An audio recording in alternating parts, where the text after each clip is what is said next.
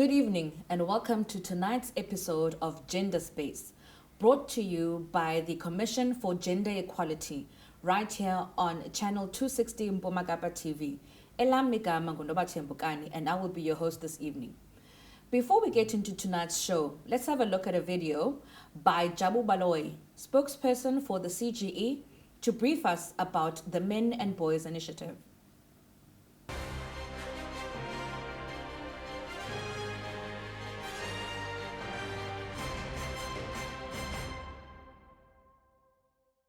The president of the country, President Honorable Ramaphosa, said GBV and femicide are a second pandemic in the country after coronavirus. What we want to do, we want to use the same media in order for us to talk to men, not to trash them, not to demonize them, but to work with men to say, what is it that men can do in society, ensure that, we arrest the scourge of gender-based violence, and all that can be done with the media being on our side. Quite an informative video by the spokesperson informing us about Men and Boys Initiative.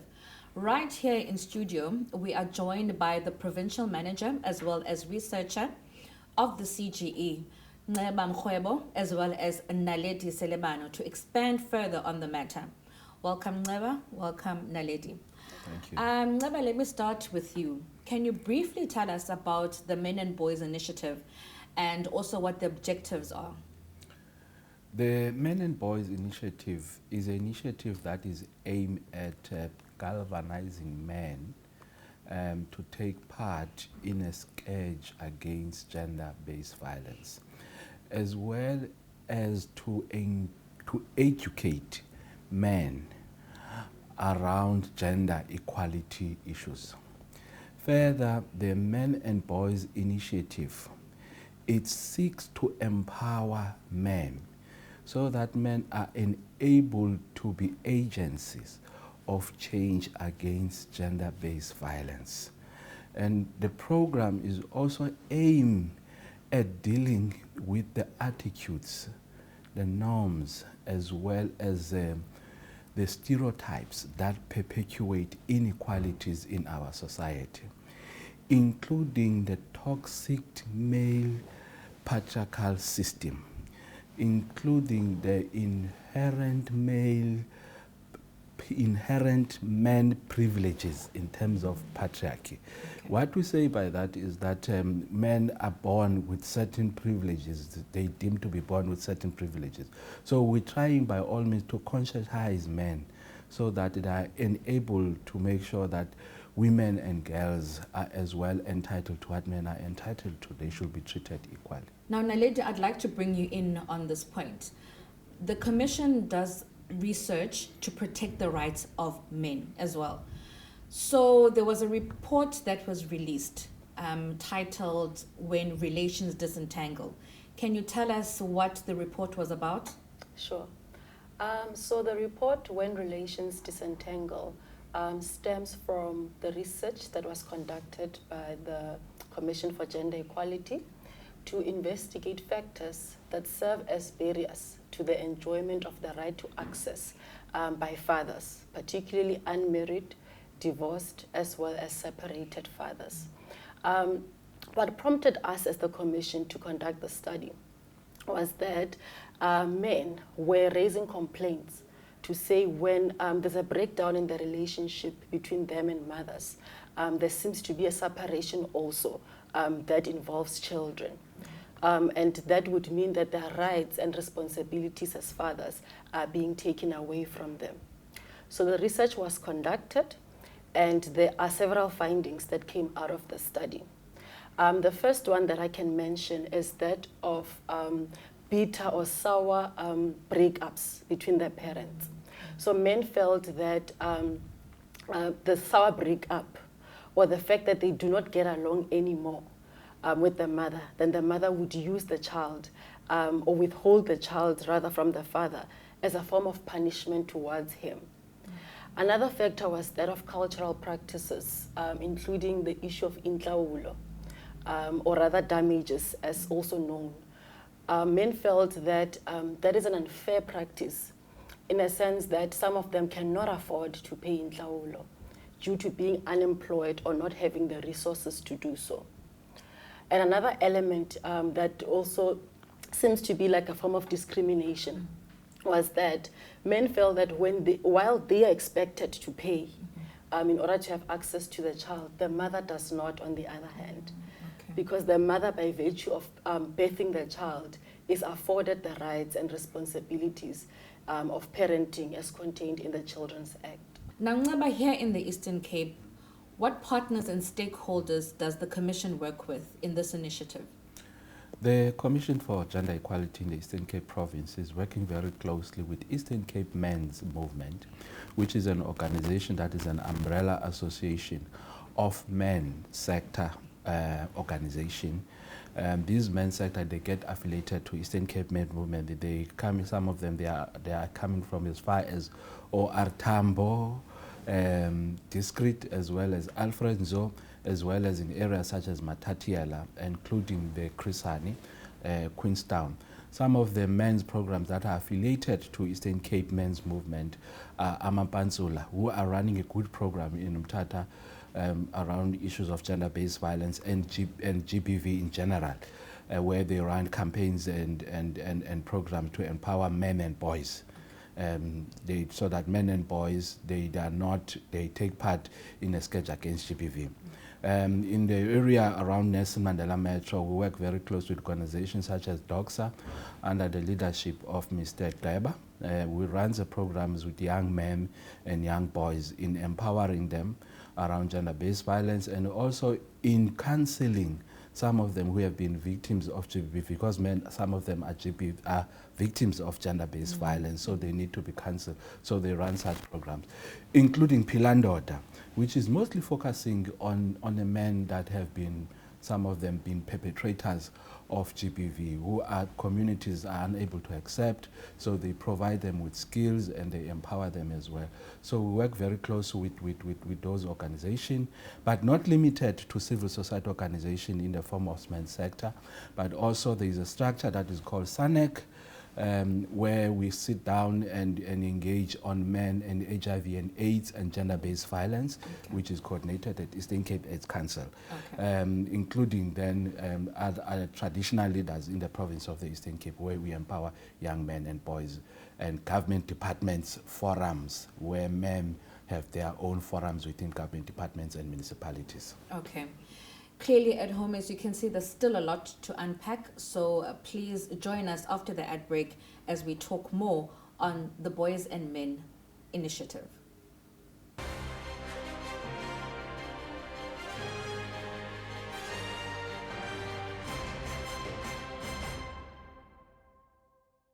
Welcome back from the ad break. You are still watching Gender Space right here on Mpumakapa TV, and we carry on with our topic for this evening, and that is talking about Men and Boys Initiative brought to us by the CGE. Welcome back, Nceba and Naledi, once again. Naledi, now coming back to you. The Commission released a research talking about the rights and protecting the rights of boys that have gone to the initiation schools. Can you please elaborate on what the research was about? Okay, sure. So the study was conducted focusing on illegal initiation schools. And the purpose for this was that there was heightened reports in the media concerning boys who die or get injured while undergoing this traditional rites of passage from boyhood to manhood. Okay. Well, broadly, initiation schools are not illegal as a concept in South Africa. They are protected under the Constitution as well as other laws within the country. However, there are those people who take advantage of the system by not registering the schools. And we know that those that are registered have regulations that they should adhere to. Now, the study found that some of the reasons why this problem is prevalent is that there's a lack of information in communities, whereby boys would go to these illegal schools with the perception that it may be cheaper.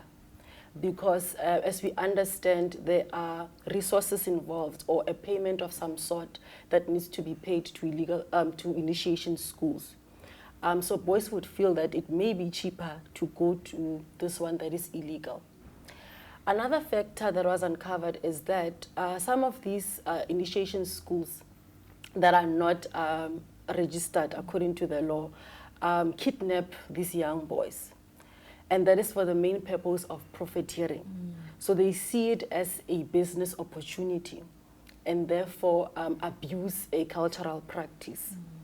And the CGE then made a recommendation for the police particularly to strengthen their approach, especially on intelligence and investigations, and that they should be more visible so that as and when these schools crop up, they're able to attack the situation and dim down the fire as and when it happens. Okay. So that's what I can share briefly on that report. Okay.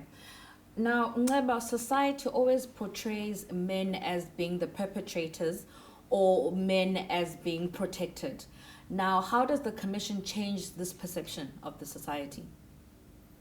The Commission, through the Men and Boys Initiative, we are doing our level best to educate the men in the communities that we have been and with the men's movement, so that the men are enabled to be agencies of change against gender-based violence and inequalities. Again, through this initiative of engaging men and boys, we are trying to install positive values to men. We are not saying engendered men, it makes you less of a man. We are saying men must not use their masculinity to resort to violence. And we are also trying to install values that seeks to say men must be able to treat each and every person in society equally so, and not to violate the rights of others. The initiative, again, it seeks to address the issues of attitudes, and it seeks to address the issue of socialization, where men seem to be using their power in terms of socialization, where they are socialized that anything that any conflict that you need to resolve, you must use violence as to resolve any kind of conflict. So we're trying by all means to say there are alternatives out there that you can use without using violence or using what we call toxic male masculinity towards women and girls and the LGBTIQ communities in particular. Now, speaking about toxic masculinity, I want to rope you in here, Naledi. What are the factors, according to research, that influence toxic masculinity, and what is it that society can do to curb this? Okay. So broadly as a concept, toxic masculinity refers to negative ideas about what it means to be a man. And these are passed down through socialization. For example, boys will be told that men do not cry. They are taught to show aggression, to such an extent that even when a girl shows aggression, they will be told, you are behaving like a boy, meaning this is normal for boys, and it's normalized in society as well. Boys are also expected to be in control, never show weakness. But the challenge with that is that men then find alternative ways of, dealing with their pain or weaknesses, such as getting involved in binge drinking and abusing substances, or using that aggression that has been normalized to perpetrate it towards their intimate partners. So what I think can be done in society is the same thing as it is perpetrated, in a sense that men should be socialized differently. And it takes the role of all of us in society, religious leaders, parents, schools, etc., to correct the behavior. And, but I also think that it's important to first admit and accept or acknowledge that it is wrong, and then deal with it, socialize men and boys in a different way. Make it acceptable for men to cry, for men to seek help. We know that in South Africa, we are also dealing with this challenge of men who commit suicide at a very high rate. And we understand that it's because of this toxic masculinity. Men find it difficult to speak up because they're told tigers don't cry. Wow. Clearly, we as a society have a lot to do. And hopefully men and boys are watching this segment and are learning a lot from today. Please stay tuned as we wrap up about Men and Boys Initiative.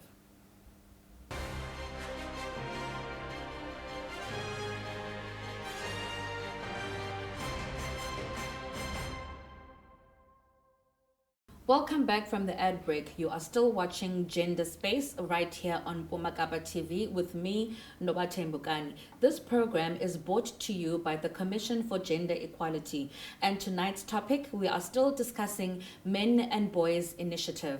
Now, going back to you, Neba, why is it important for men to take charge and to be part of the fight against gender inequality, and to also understand the importance of treating women equally? Thanks, Sister Matem, for that question. It is important that men are taking part in the program against gender inequalities and the scourge of GBV in our society. The inequalities and gender-based violence and femicide is a societal issue. So which then means we need men that could be role models in our society who can stand up against the scourge of GBV, who can stand up against any sort of inequalities that are perpetuated under the patriarchal system, which is more dominantly, it favors men. So it should be men again who are able to say, no, these things that are happening in our society, they will not take place under their watch. We should also be taking into consideration that we are not saying men must take a lead in women's struggles. We are saying men must be agencies of change in making sure that we address the issues, the underlying issues that perpetuate inequalities and gender-based violence. We are saying again that the men should be able to say, in terms of the inherent patriarchal privileges that we had, we need to do away with such inherent patriarchal privileges, consciously so, because they perpetuate inequalities in our society. The perception that you as a man, you grow up knowing that you inherit certain assets, we continue to perpetuate inequalities in our society. The perception that we are entitled to women bodies, it's something that perpetuates gender-based violence. So it needs not to be tolerated. So the voices of men in a scourge against gender-based violence inequalities are needed in that sense, and we need men as partners in the scourge against inequality in the Republic of South Africa. Now, Naledi, is there research available that acknowledges that men are also victims of abuse and discrimination as well? So yes, Nomatembu, research does exist.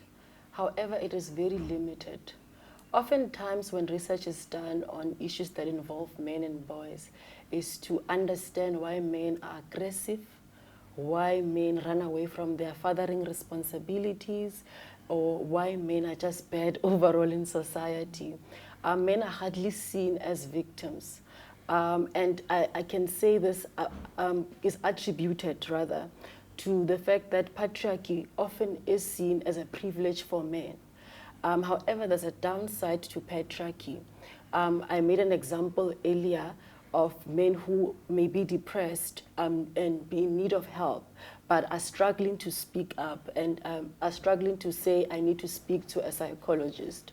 Another example that I can make is that of men who suffer intimate partner violence in relationships with either a female partner or even a male partner, but are scared because they do not live up to the standard of what it means to be a man. Because remember, a man must be dominant. A man cannot suffer abuse. So you find that these issues exist, but are hardly covered in research. Hence, the CGE also covered the two reports that I mentioned earlier on illegal circumcision schools or initiation schools, as well as on the when relations disentangle, on the rights of fathers. We did those studies in order to contribute to the knowledge gap that currently exists. I must say that I'm quite excited about the work that the Commission is doing, and it surely gives us hope as a society. Thank you once again for joining us tonight, and I look forward to further engagements and empowerment, not only for us females, but men and boys as well. Remember, if you would like to find out more about the CGE and what it does, please visit their website, www.cge.org. Also, if you have any gender-related complaints, you can call their toll-free number, which is 0800 007 709. You can also get in contact with them via the social media pages, which you will see on your screen. From me, Nobathembu Kani, and the CGE team, thank you for watching, and please remember to watch again next week as we unpack more on the programs that the CGE offers. Thank you. Good night.